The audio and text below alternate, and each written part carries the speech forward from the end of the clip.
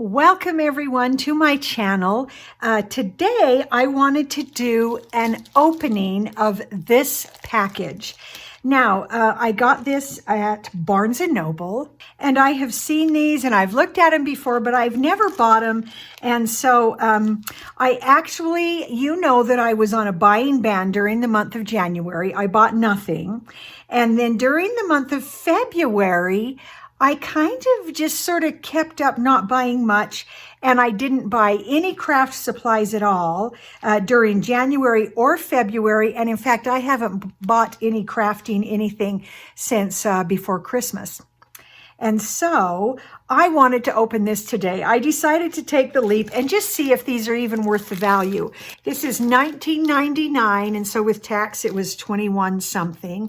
And I thought, well, I don't know. This magazine, Papercraft, I used to get that many, many years ago, and I actually really liked that magazine. And I really haven't bought any magazines of any kind for a very long time, but I wanted to give this a try because it's supposed to include not only some pretty papers, but some dies and other things. So let's open this up and see what is in here. So, okay, so I'm just going to slide everything out.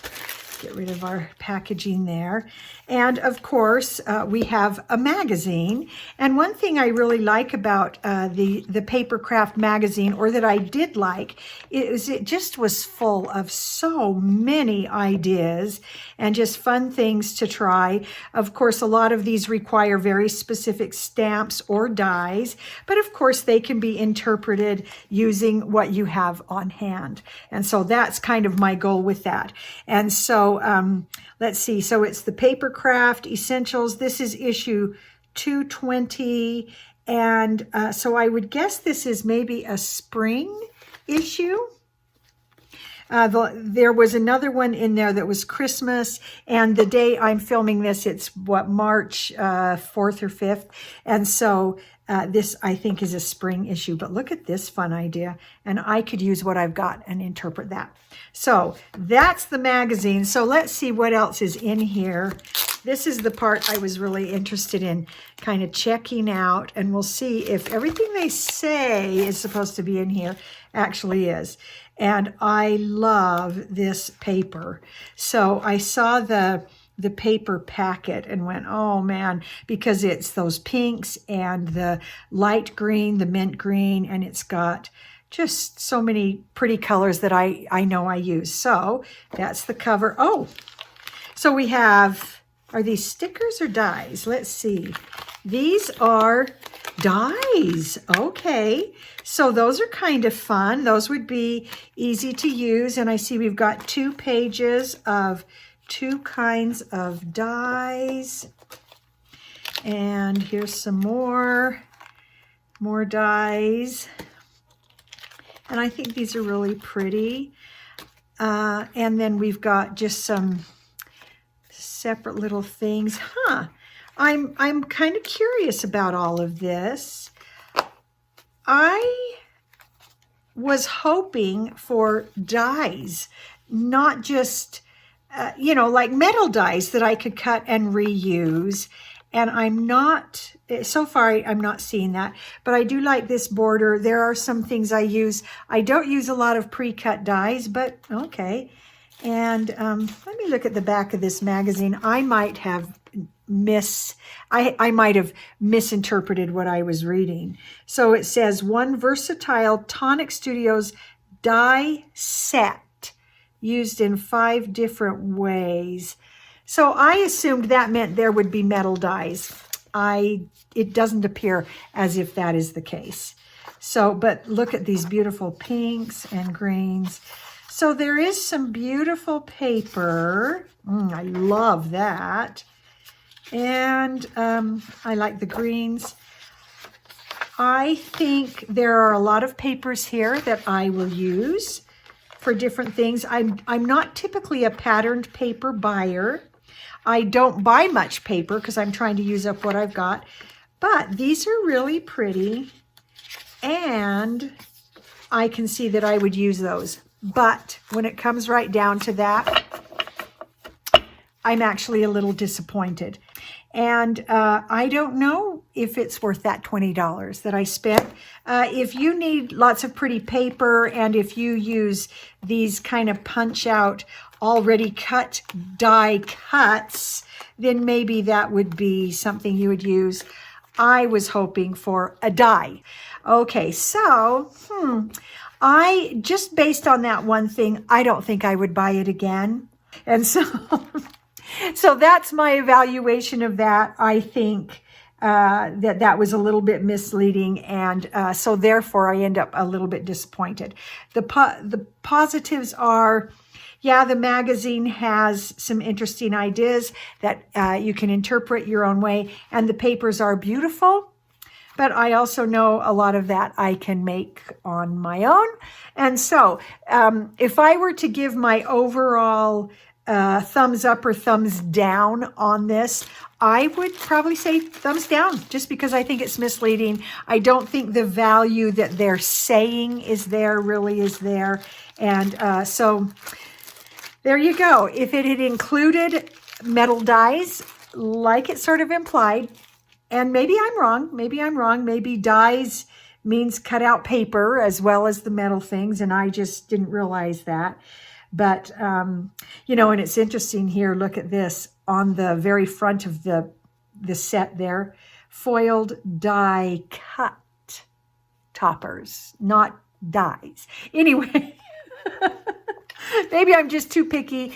But I'm trying to be careful with my money, especially as it comes to crafting supplies. And so I would say if you have $20 to spend, don't buy this. Go look in closeout areas online of websites that sell dies, and look at their the things they're discontinuing or closing out, and usually you can get them for a really good price. And so that would be my recommendation. I'll go ahead and make some cards with this, and we'll see you know, if there's something fun we can create out of this, even though it isn't quite what I expected. So I'm going to use these, and Ann and I are going to make some cards. And so let's look at what I made with these. Even though I wasn't a huge fan of this paper pack, I decided to give it a try, and I want to make some suggestions for you if you have supplies that maybe you don't even like that much. Here are some ideas and some things that we did. And so first, let me show you an idea of how to use up some of those pages you're not a fan of. Okay, so I had several of these pages with the swans, and you may be a huge fan of swans, and that's perfectly okay. If you really like swans and these were papers you loved, that's great. It's just not something that I could figure out how to use or what to do with. And so what I did is I went ahead and got my nesting circle dies. I have a couple here. These were the sizes I used. And I just went ahead and figured out which parts of these I actually would use. And I knew that I would use some of these florals. And so what I would do is just position my die in a way that I felt like I would use that. And I used some pixie tape to hold those down in my die cut machine so they wouldn't shift around. And then what I ended up with is a collection of things I truly would use. So I have some circles with just these beautiful roses. And so I just made a bunch of those. I used a rectangle die for some different sizes. And then I'll show you what I did with those. Some of these did not cut perfectly. Like, I don't know if you could tell that that one has an edge that didn't cut all the way through, but that's okay because I can stack and glue and go ahead and use that to create more dimension on the back of that little item.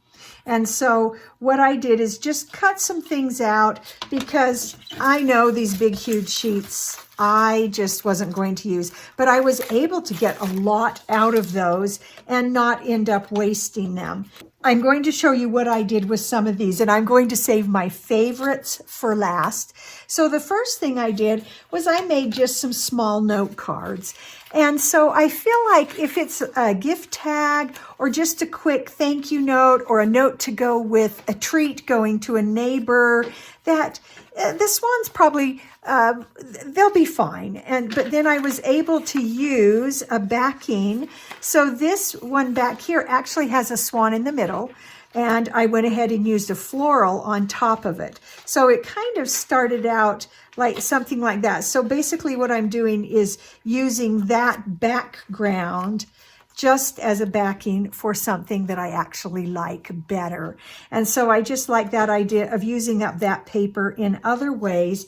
And I was able to use up some of the paper, and I just made several different small sized note cards. And so I just made a set of note cards that I liked. And so those are just a quick use for a quick note or a gift tag or to go with food. And then I also made some envelopes for those to go in. I found a paper that I had in my stash that kind of matched that. And I will put a link up in the corner because a couple of months ago, I made a set of small note cards for Hanukkah, and I explained how to make the envelope that goes with them. And I made a pattern that I used, and these turned out to be the same size, that little note card size. These are 3.5 by 2.5 once they're folded. I show on that video how to go ahead and make a template to create an envelope. And so I made several envelopes to go with that smaller card set. So these aren't cards I would necessarily send as a special card for someone's birthday, but as a tag for a gift or a quick little note to go with a treat that I'm sending to someone or an invitation. Those could be used for that. And so that's how I used up some of these little pieces that I cut. But now let me show you the 3 cards that Anne and I made that we liked the best. And even though I really am not a huge fan of this paper set, I do like how these turned out. And so I used some of those inside parts. I used my hexagon nesting dies to create different sizes. I used one of those darker pieces of paper for that background. And I really like how this turned out. So I took a piece of white and did some embossing on it to give it a little bit of background texture. And then I just fit these in. And I like how that turned out. I don't mind the swans at all. And then we had this wish.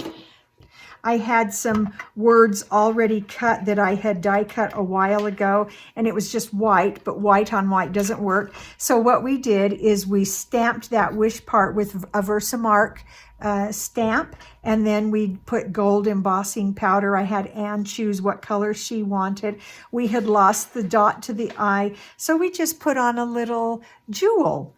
And so I just like that. I liked bringing in other things I had to use some of these things that I just wasn't a fan of.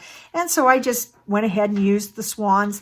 That would work for a wedding, or that would work for a birthday, or just an all occasion kind of thing. So I can see me putting that in my card supply and sending that at some point for a special occasion. So let me show the next one. This one I like even better. And those floral dies that were in that pack, there were a couple that I actually did really like, and that was one of them. And there were 2, and I went ahead and stacked them together to make this stronger, give it dimension. And then I used foam tape on the back just to lift it up off of the card. We had one of those white word strips that we had made previously for Celebrate. We stuck that on. And then I came with my Wink of Stella pen and just went over the top of that. And I don't know if you can see the glitter on those words, but this card is simple and yet kind of elegant.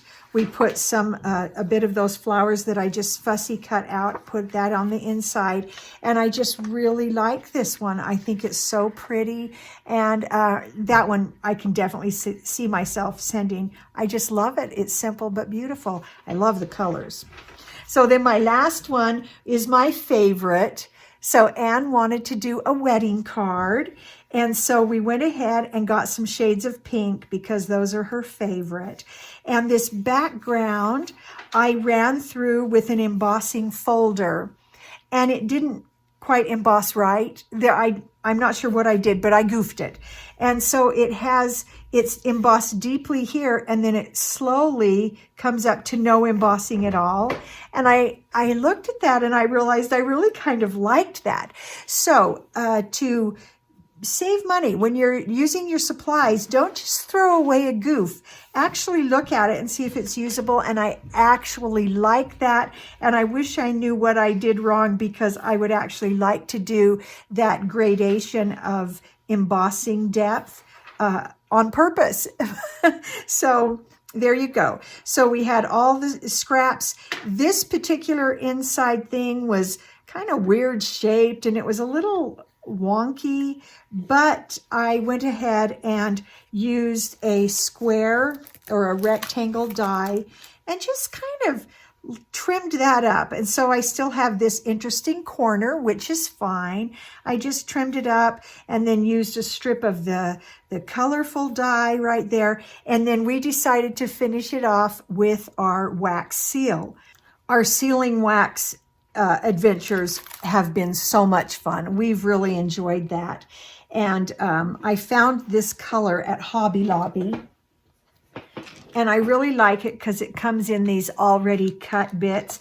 And I will link up to the top when I did a whole bunch with sealing wax and did a tutorial about how to use sealing wax and comparing our current sealing wax now that we have now with some of the older stuff. And honestly, this is much easier to use. So I just really liked how that finished off. And this particular card actually has quite a bit of dimension, because there's paper stacked, and then this strip is put on with foam tape and then the wax seal. And so it just kind of sits up off the paper, and I just really like how that looks. And then we went ahead and used one of the dies in the set just to finish off that corner.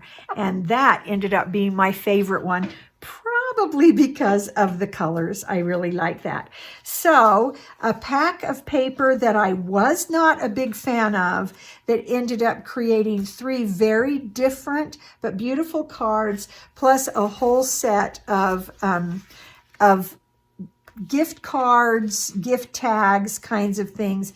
And so I was able to use papers that I just wasn't a fan of and really make some beautiful cards.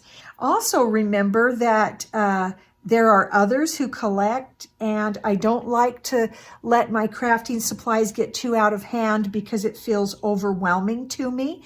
And so these could also be neatly packaged together. Whatever is left that you don't want to use, you know you'll probably never use it, those could be neatly packaged and sent off to Goodwill, because somebody will like those. And so I hope you like those ideas. I hope they give you some food for thought for what to do if you have things that you don't like very much, but you do want to use and try to be creative, and there's always something you can do.